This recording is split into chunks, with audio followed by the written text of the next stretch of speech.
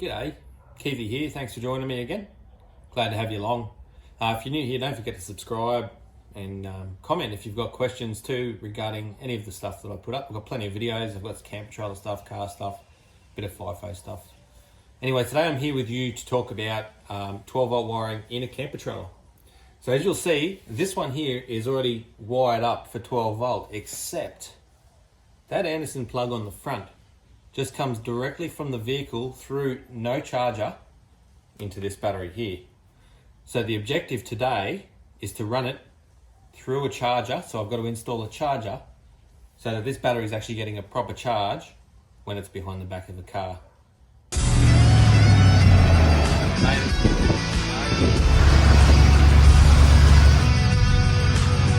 we couldn't go without checking this out. Right, tearing up tires now. G'day, Keithy here. G'day.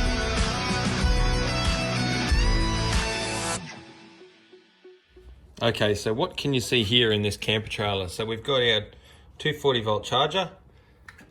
That's the one you plug in at home when you want to charge it up from home.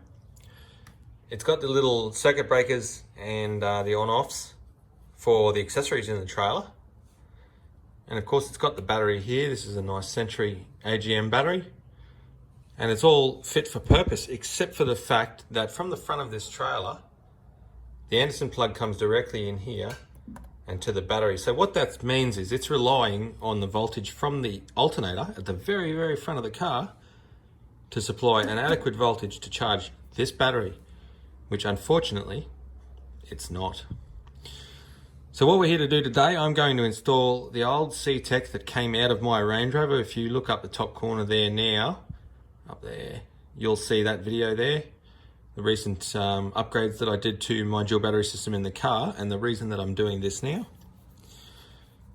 So it's time to put the C-Tech in here, and as you can see up the back there, there's quite a lot of room, so I think the C-Tech will fit in nicely there, and that's what I'm going to do. But first, you see I've got 3 wires on here. So 2 of these wires will be power in, because obviously we've got the BainTech here, the 240 volt charger, and then we've got the Anderson plug up the front, which supplies power directly to the battery here. And then one of these out is going to go to this unit up here, and then off to water pumps and lights and all kinds of things that this trailer has got. So that's easy to diagnose. What am I going to do? How am I going to find out which is which? So what I've got to do is I've got to remove the positives, and I'm going to run power through the Anderson plug up the front of the trailer here to supply some voltage, and one of these will get voltage. Now this one here is the easy one to say that's not the 12 volt from the Anderson plug, because obviously it comes directly from this BainTech here, so I can pull that off knowing good and well that that's not going to be the one I'm looking for. So it's going to be one of these 2 here that I can use to supply power to the C-Tech. Alright, so how can you test which of these wires comes from that Anderson plug up the front? Because they both look the same. There's not really any distinguishing features here that would suggest one from the other, and that we've already worked out that this one here is from that BainTech 240 volt charger, so we can move that out of the way. These 2, one of them goes into the battery from the Anderson plug, and the other one goes out from the battery to all the electrics up in there. So what I'm going to do is I'm going to just put my solar panels, which I've got out there, to the Anderson plug with the positive disconnected, and I'm going to put my multimeter and check which one has got power.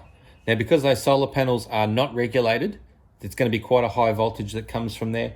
In the shade even, there's probably not going to be too much, maybe 13 or 14 volts, because it's not going to be putting any amps with it. And we'll quickly determine which of these 2 actually supplies power from the Anderson plug, and that's the one, whichever it may be, that we're going to hook up to the C-Tech. And with the power of voltage, okay, so you can see there we've got 0 volts. I've got it on the amp setting, just 20 is all we need. We only need to read 2 digits. Negative, I'll put that straight up to the battery. Positive, I'll test each of these wires here to see which one is our one from the alternator. Now I've just put the solar panels on there, so I'm going to hook the negative up and the positive. I'm going to try the one with the yellow, actually I'll do the other one, the bottom one first. So the bottom one with the heat shrink on it, we've got 0 volts there. Now I'll go to the yellow one. Okay, you can see there we've got about 14 volts coming in from that. Probably my dodgy holding that's not reading that one properly.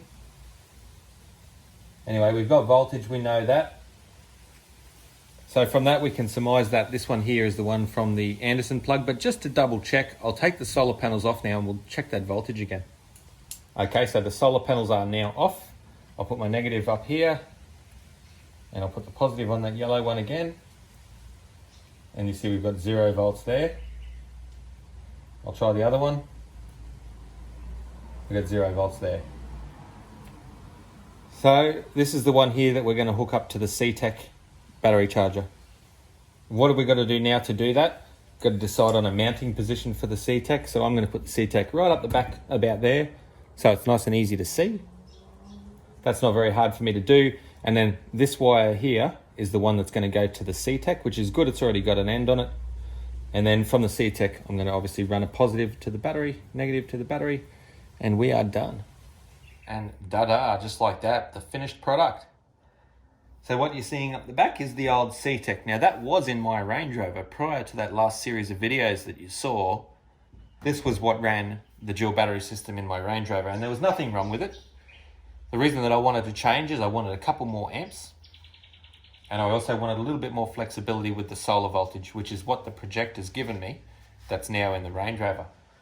That doesn't mean that this CTEC's no good. In fact, it was perfectly fine and still is, which is why it's living in the camper trailer now. So the difference between the two is this is a 20 amp charger compared to the 25 amp, and also the solar in. So the maximum solar voltage you can put through the CTEC is about 18 volts, whereas that projector out there is going to take 32 volts. So I can put a bigger panel and I can put more of it on there and make the most of what I'm doing in the car. But hey, this CTEC is perfect for this trailer because this trailer actually didn't have a charger on it. So it just had the Anderson plug at the front that ran straight to the battery. And what that means is it was relying on the voltage from the front of the car, from the start battery, to run all the way down the back here and to this battery and to be hopefully still high. Now you can imagine after running 7 or 8 meters from the front of that car that there's going to be quite a little bit of voltage drop. And in the case of this setup that I've got here, if you've seen those videos about upgrading the wiring on the dual battery system that I've got, there was already a very small wire that was coming from my start battery into the back of the car, and then it was required to come further through the Anderson plug into the trailer. And that's not going to put a lot of amps, and I can guarantee you I was losing a lot of voltage through that as well. So now we've got bigger wire through the car. There's already big wire on the trailer, and not only that, the CTEC's here boosting the amps in order, and volts I should say, in order to give this battery the best charge that it can possibly get, because from the CTEC, it's only got to run 4 inches, 5 inches to the battery terminals on this battery. So now, if I get my little doody-woody, let's have a look at what kind of voltage we're going to get into this lovely battery. I best plug the solar panel in first, that would help.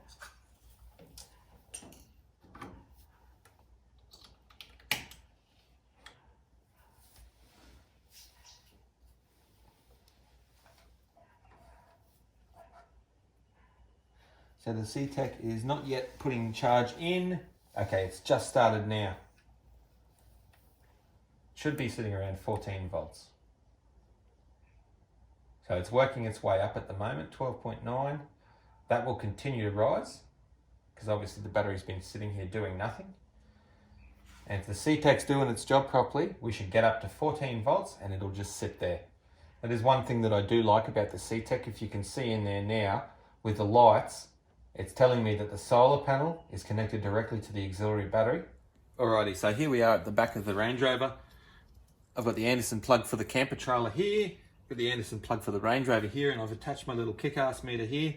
Right now it's telling me that I've got 12.81 volts at this Anderson plug, which is fantastic because that's probably what the main battery is, and the car's been sitting for a couple of hours and hasn't done anything. So what I'm going to do now is I'll go and plug this in after I've started the car. We'll monitor what kind of amps and watts and all of that kind of stuff we're getting out of this, knowing good and well that that's a 20 amp charger in the trailer. Let's go and have a look and see what happens. Alrighty, so you can hear the Range Rover's running. Hope you can hear me. So what I'm seeing at the moment is 13.7 volts at here at the Anderson plug. It's putting in about 80 watts, about 5.2 amps at the moment. Mind you, I haven't got the little fridge running. I might just turn that on real quick. It's right here. I can do that. So I've just turned the little fridge on again and it's running now. So you can see we've jumped up to about 9 amps. 118 watts. The car is feeding 13.66 volts. We'll give this a couple of minutes, seeing as the car is only idling at the moment, and we'll see if the volts and the watts increase.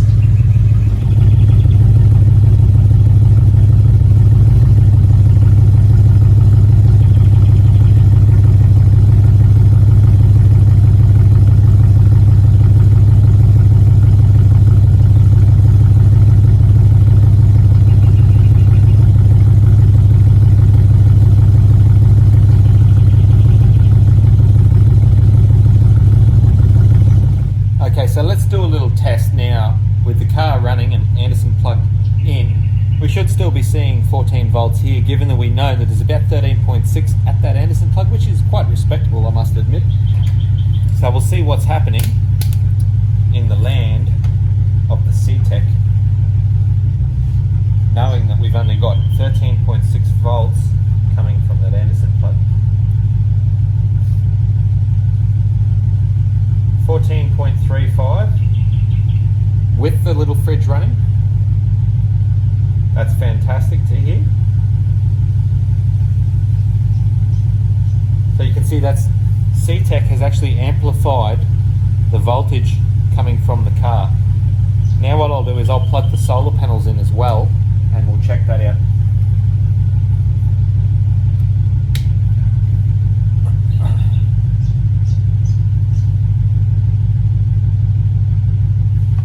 See what we've got now.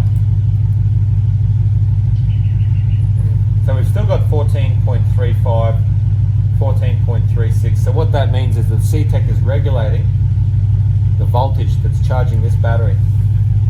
But what the good thing about it is, it's got the maximum voltage that's required to charge this HEM battery.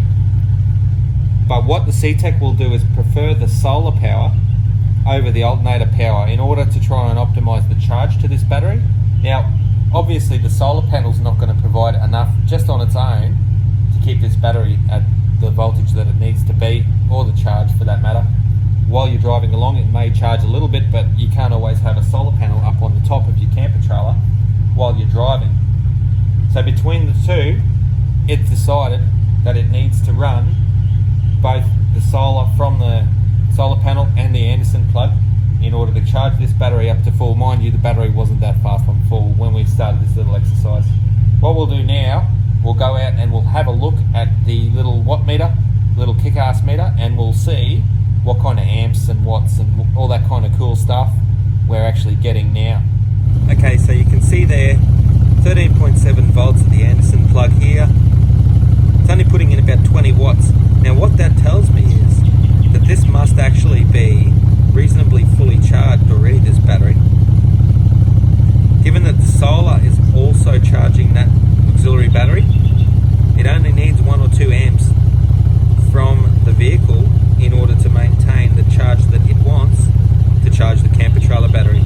And that's the smart thing about the DC-DC chargers these days. Now what I'm going to do, I'm going to turn the fridge off and we'll check the amps out again. Look at that. So right there you can see with the fridge off that the C-Tech does not require anything from the alternator of the car in order to charge the battery on the trailer, because the solar panel's obviously putting enough charge in to do the job. Thanks for sticking around while I wired all this up, guys. Just a little insight to this little camper trailer, and now we've got the solar on there and we've got the C-Tech in. The Anderson plug's going to do its thing properly. What's the word that starts with O? It's going to be optimized. So now that when I tow this trailer, I know that that Anderson plug on the car is going to do the job. And now I can actually legitimately run solar into this camper trailer, make sure that this battery stays in tip-top shape while we're away. Don't forget to subscribe too if you like the content you're seeing here. That'd help me out. Let me know if I've done anything wrong here. I just thought I'd take you along while I did a little bit of wiring and tinkering around with the camper trailer. Obviously, you've already seen the stuff that I did with the car and changed all the wiring up in there. So now that they're both optimized, I can go away with this trailer and know and comfortably know that I'm actually going to charge this battery up. So when I get to camp, I can run my fridge, I can run my lights and not have to worry. See you next time, guys. Thanks for watching.